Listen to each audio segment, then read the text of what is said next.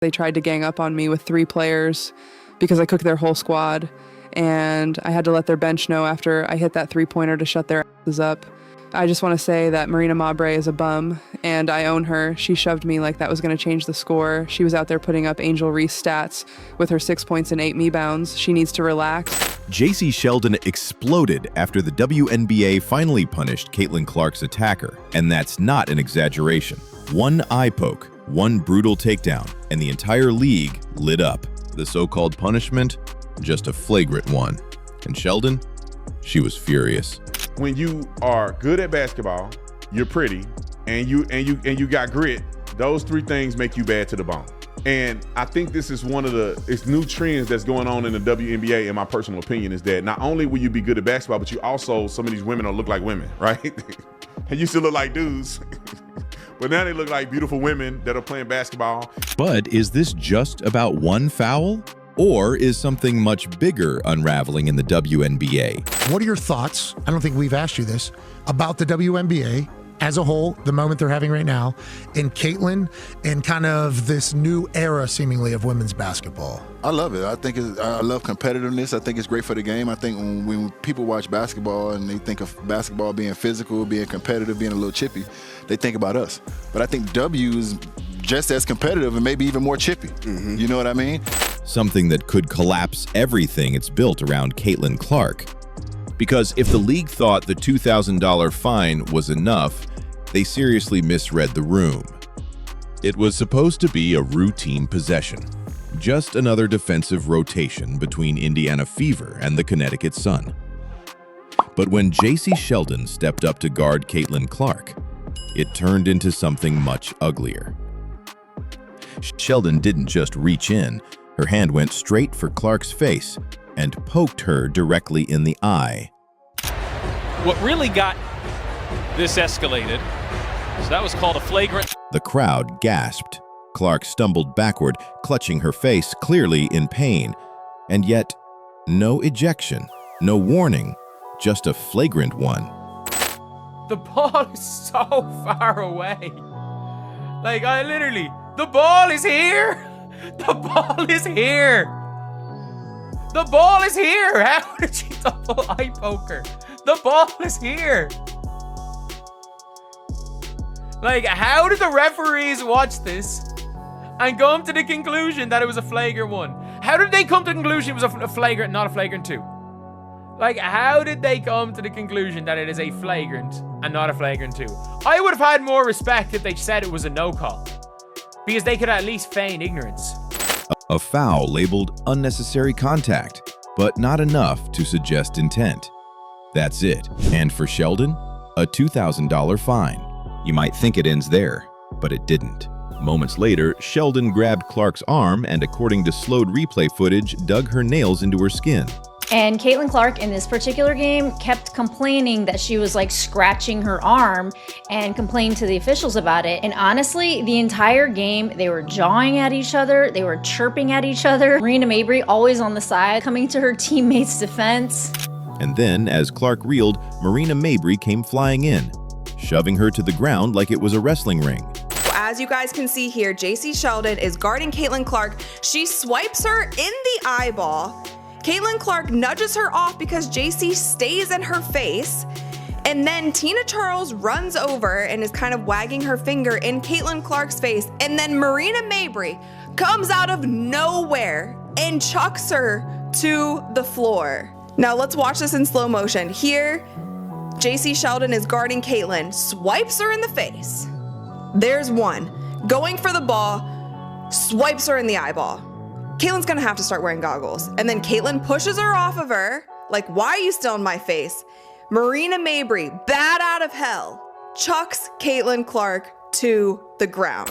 Clark wasn't just getting fouled, she was being targeted, and no one was protecting her. Within hours, hashtags like Ban Jacy Sheldon were trending. Fans flooded Sheldon's socials, calling it the dirtiest play of the year. One video of the incident hit over 1 million views in a day. The caption, "This isn't basketball, it's a disgrace."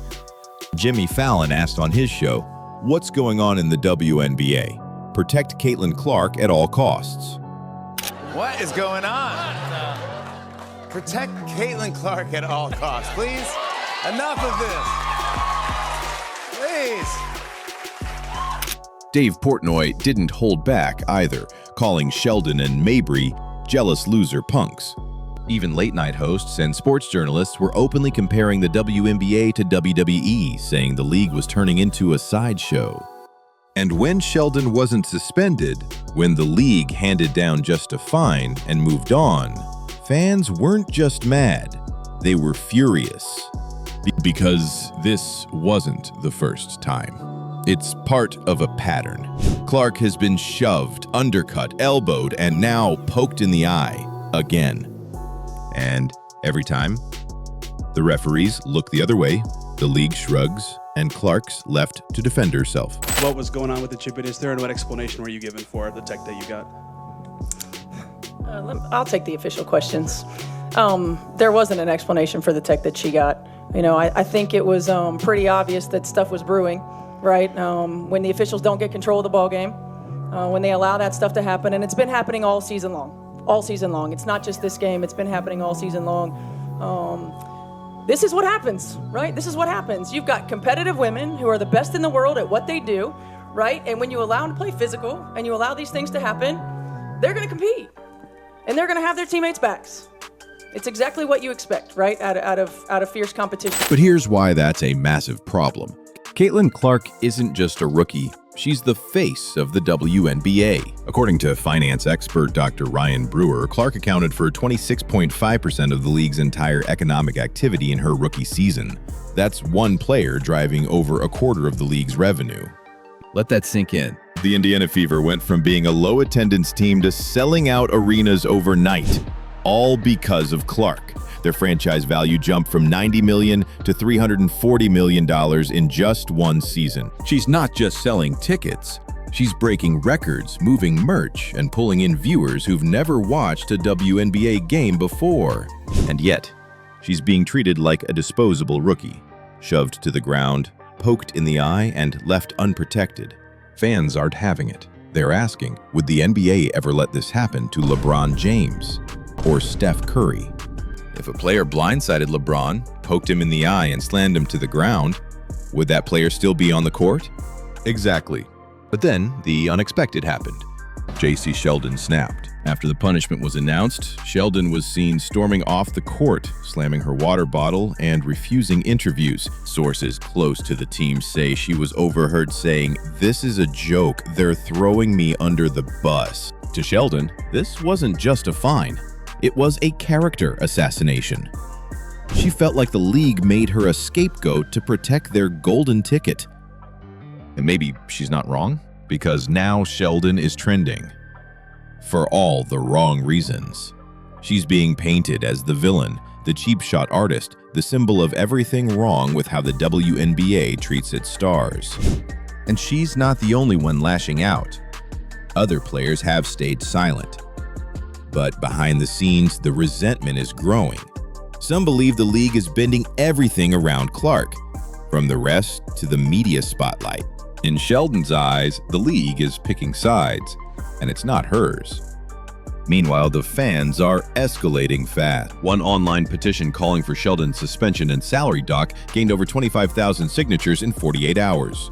Others are tagging NBA Commissioner Adam Silver, begging him to step in since, quote, the WNBA commissioner won't. Fans want more than just suspensions. They're calling for multi-game bans for flagrant acts against high-profile players, automatic ejections for hits to the face, fines tied to salary percentages, not flat fees, and referee accountability reviews tracked publicly. Quoted, some even suggested fines be paid directly to the victim, in this case, Caitlin Clark. Because the current system, it's not working. And if the WNBA keeps ignoring it, fans say they'll stop watching altogether. This isn't just about Jacy Sheldon.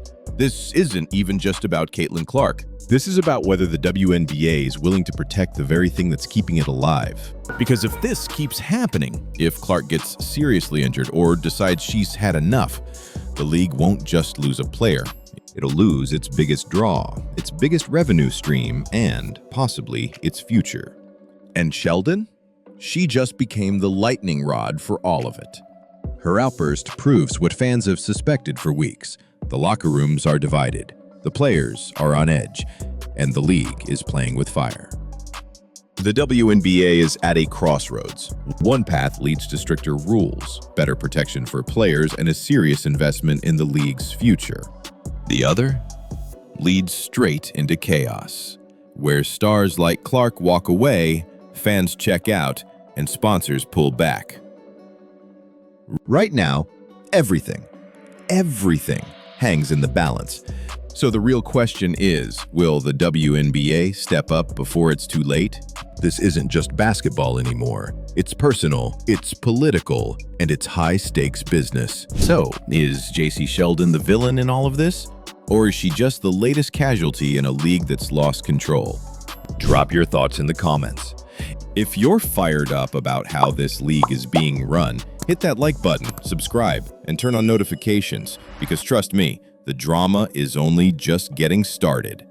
All right, you guys, we need to talk. I just finished the Indiana Fever versus Connecticut Sun game. That was a wild one. That was so unexpected. Everything got spicy. Everything got negative. Nobody expected this. What should have been a heated WNBA game exploded into one of the wildest brawls of the season.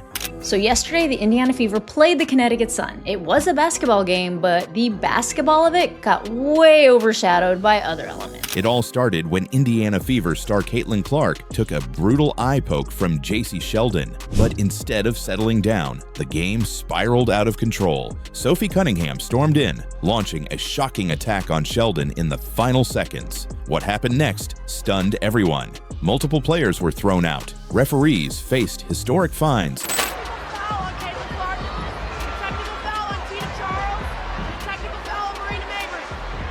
Wow, is Mabry going to stay in this game? And now the entire league is under fire. Some are calling it the ugliest moment of the season. Others say it's just the beginning. What really went down on that court? And why is the WNBA handing out its harshest penalties ever? Let's break it all down. Hi, I'm Caitlin Clark, guard for the Indiana Fever. Gets bumped, will take, and hit from three. The Indiana Fever had come into this game fired up. They were battling through a tough stretch of the season, and Caitlin Clark had been taking more hits than any rookie should have to endure. Opponents were getting physical, some would say too physical. Tensions were already high when the Fever hit the court. The first few minutes of the game set the tone. Hard fouls, trash talk, players bumping each other after whistles. You could feel the frustration building, and Caitlin Clark was right in the middle of it all. The league's biggest star targeted again, but nobody saw what was about to happen next. Midway through the game, in a tense moment, Jacy Sheldon got tangled with Caitlin Clark. Suddenly, Sheldon reached out and poked Clark in the eye. The crowd gasped. Clark winced in pain, clearly shaken. Cameras caught her wiping her eye as she tried to shake it off. I think he did face. That's what Clark didn't like. But this was no ordinary foul. Fans knew it, the players knew it, and the energy in the arena instantly shifted. As you guys can see here, Jacy Sheldon is guarding Caitlin Clark. She swipes her in the eyeball. Caitlin Clark nudges her off because Jacy stays in her face. And then Tina Charles runs over and is kind of wagging her finger in Caitlin Clark's face. And then Marina Mabry comes out of nowhere and chucks her to the floor. Now let's watch this in slow motion. Here, Jacy Sheldon is guarding Caitlin, swipes her in the face. There's one. Going for the ball, swipes her in the eyeball. Caitlin's gonna have to start wearing goggles. And then Caitlin pushes her off of her, like, why are you still in my face? Marina Mabry, bat out of hell, chucks Caitlin Clark to the ground. Indiana's Marina Mabry didn't hesitate. She charged in and bumped Sheldon, letting her know the Fever weren't going to back down. The officials quickly stepped in, trying to regain control, but the mood had already changed.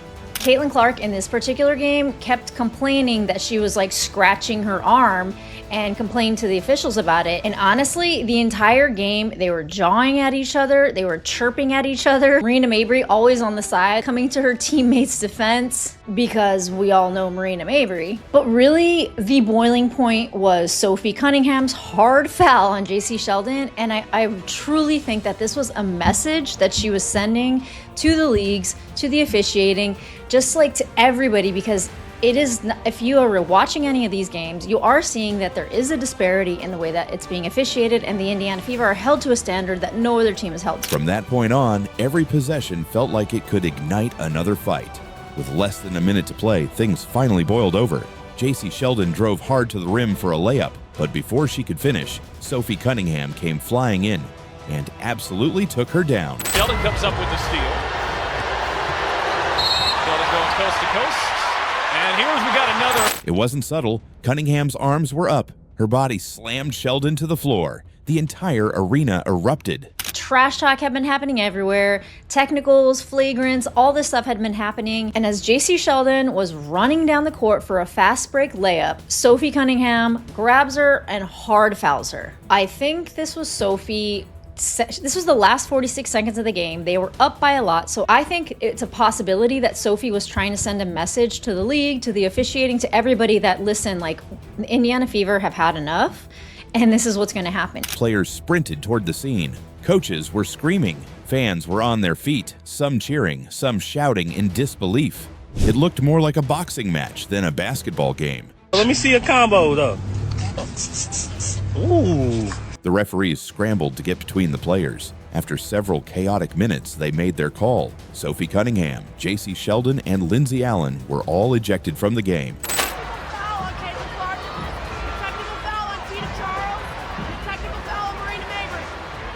Wow, is Mabry going to stay in this game? The crowd was stunned. 3 players out, and plenty of others could have been tossed too. Social media exploded. Fans called it one of the dirtiest moments in recent memory. Clips of the brawl spread instantly across TikTok and X. One post even joked, might need to replace the hardwood with a boxing ring after this one. But the fallout was just getting started. The WNBA reviewed the game footage and acted quickly. Now, after this, you guys, of course, the referees are going to review the play because that's a lot of contact going on right there. That's a lot of unnecessary contact. That's a lot of non-basketball contact happening during this play, right? So the 3 referees that I like to say, they got them straight out of Sephora because I don't think these referees have ever refereed a professional basketball game in their life. They took these referees, they were at the monitor, they looked at it for, I'm not even exaggerating, you guys, like 15 minutes. 15 minutes they are watching this play over and over. Referee Blanca Burns was hit with the harshest penalty the league has ever handed out, a massive fine and public criticism for losing control of the game. Cunningham and Sheldon were both fined and suspended. Other players involved in the chaos also received penalties. And the league's reputation now under fire from all sides. Some fans say the league waited too long to step in. Others argue the players had no choice but to fight back after weeks of uncalled fouls and rising tensions, especially with Caitlin Clark getting targeted game after game. Even commentators are split. One ESPN analyst said, the WNBA can't afford another incident like this. It's making headlines for the wrong reasons. But the bigger question now, has the league truly lost control? Because one thing's for sure, with Caitlin Clark still taking heat every week and players like Sophie Cunningham ready to fight back, this won't be the last time we see fireworks on the court. So after all this, where does the WNBA go from here?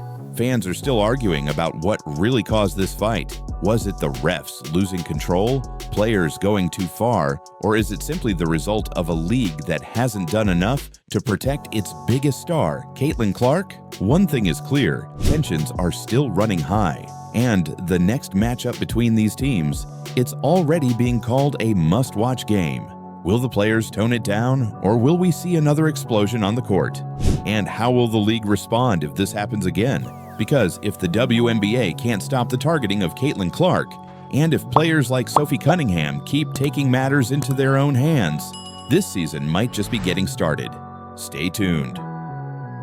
This is what happens, right? This is what happens. You've got competitive women who are the best in the world at what they do, right? And when you allow them to play physical and you allow these things to happen, they're going to compete and they're going to have their teammates' backs. It's exactly what you expect, right? Out of fierce competition. The WNBA has lost control of the Caitlin Clark hate, and it's spiraling fast. What started as physical play has now become dangerous targeting, on-court attacks, online abuse, players taking cheap shots with no consequences, and the league. They're just letting it happen. Is anybody on this team going to stand up for Caitlin Clark? Jacy Sheldon grabbing Caitlin Clark all game, clawing at her. It's like tonight was a brawl, folks. Tonight was a brawl, and I'm sitting there, I'm like... Game after game, Clark is the target. Her coach is furious. NBA stars are speaking out. Even the media is now asking if the WNBA has completely lost control. And with every hit, every missed call, the league's reputation takes another blow. Fans are turning on the WNBA. Sponsors are watching closely. And here's the scary part. If this keeps going, it could destroy everything Caitlin Clark has built for the league. So, how did it get this bad? And can the WNBA even stop it now? Let's break it all down. Hi, I'm Caitlin Clark, guard for the Indiana Fever. Gets bumped, will take, and hit from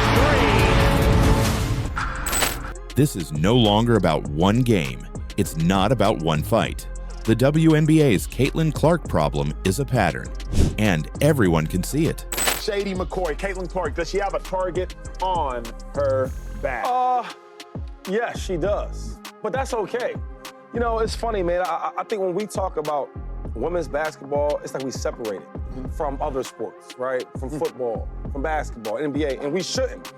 She come in the league with so much hype, and she deserves it. The targeting of Clark started in her first season, but now it's reached a dangerous new level. Just look at the numbers. Over 17% of all flagrant fouls this season committed against Caitlin Clark. 17% of the WNBA's flagrant fouls this season have been committed against Caitlin Clark. Hey! Ocho. Yes, sir.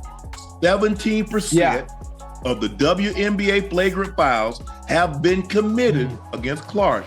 The Chicago Sky were responsible for 80% of the flagrant fouls committed against Clark. But you know what, Ocho? It's the great white hype. There's nothing, Shannon. You just want to support that white girl. She busting y'all ass. Hey, there were some women. I ain't gonna call y'all name. Y'all had a lot to say. Y'all even tagged me. Why y'all tagging? And that's only what's been called. In game after game, Clark is getting hacked, grabbed, shoved. And more often than not, the referees let it go. It's not just bad officiating, it's a league-wide failure. Indiana Fever coach Stephanie White said it best. This has been happening all season long. It's a league-wide issue. What was going on with the chip is there, and what explanation were you given for the tech that you got? I'll take the official questions. There wasn't an explanation for the tech that she got. You know, I think it was pretty obvious that stuff was brewing, right? When the officials don't get control of the ball game, when they allow that stuff to happen, and it's been happening all season long. All season long. It's not just this game. It's been happening all season long. This is what happens, right? This is what happens. You've got competitive women who are the best in the world at what they do, right? And when you allow them to play physical and you allow these things to happen, they're going to compete. And they're going to have their teammates' backs. It's exactly what you expect, right? Out of fierce competition. And when coaches are calling out the league in post-game interviews, you know something is seriously wrong. Because this isn't just physical basketball anymore, it's hate.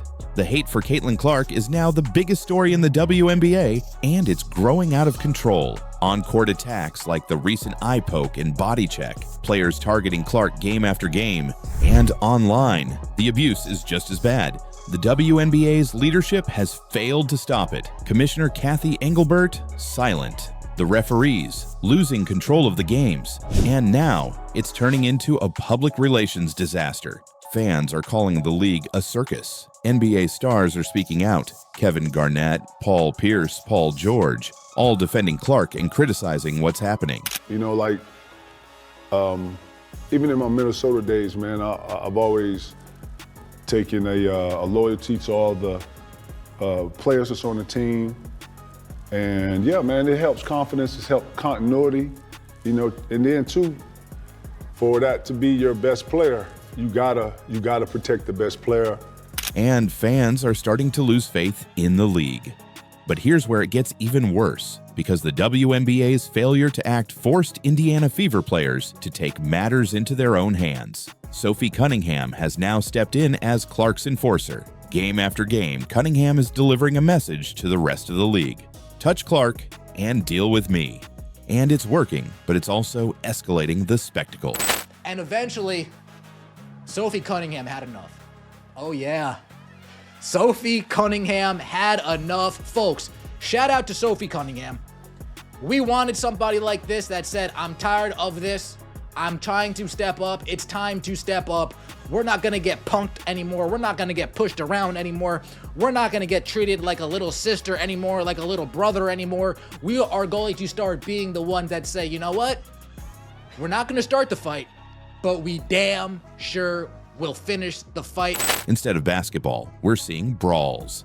Headlines about fights, ejections, chaos. And fans are tuning in, not for the sport, but for the drama. This is not sustainable. The league's image is being damaged. The story is no longer about the talent on the court. It's about the league's failure to protect its biggest star. And here's the part the WNBA should really fear: ratings. When Caitlin Clark missed 5 games, ratings tanked. Attendance dropped. Sponsors noticed. Owners are now terrified. Another injury to Clark could undo everything the league has built. And with every cheap shot, every missed call, the risk gets higher. Yeah, right? If you look at this, the viewership, right? People ain't just watching WNBA just to watch it.